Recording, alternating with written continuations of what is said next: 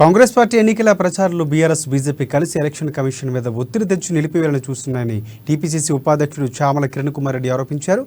ఎంసీఎన్సీలో media certificate ఇచ్చిన ప్రచారాలను ఆపమడం Congress party తప్పుపడుతుంది. ఓటమి భయంతోనే ప్రశాంత్ కిషోర్తో కలిసి బీఆర్ఎస్ నాటకాలు ఆడుతుందని మండిపడ్డారు.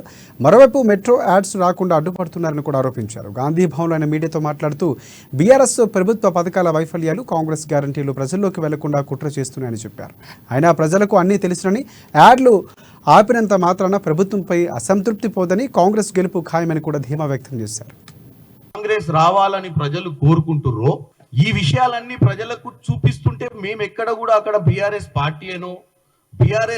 పార్టీకనో ఇంకే పార్టీకనో అక్కడ అటువంటి వాళ్ళ సింబల్స్ కానీ వాళ్ళ ప్రత్యక్షంగా వాళ్ళ పైన డైరెక్ట్ గా విమర్శించినటువంటి పరిస్థితి ఏం కనపడతలేదు. యాడ్స్ అనేది ఏంటంటే ప్రస్తుత పరిస్థితి, ప్రజల పరిస్థితి ఎట్లుందనే దాని మీద వివరించిర్రు, యాడ్స్ అప్రూవ్ చేసిర్రు. ఈ రోజు వాళ్ళు CEO వికాస్ రాజ్ గారి మీద ప్రెజర్ తీసుకొచ్చి ఒక కంప్లైంట్ పెట్టించి బీఆర్ఎస్ నాయకులు ఈ అడ్వర్టైజ్మెంట్స్ ని ఆపిచ్చే ప్రయత్నం చేస్తుర్రు. తెలంగాణ ప్రజలు ముఖ్యంగా గమనించాలి.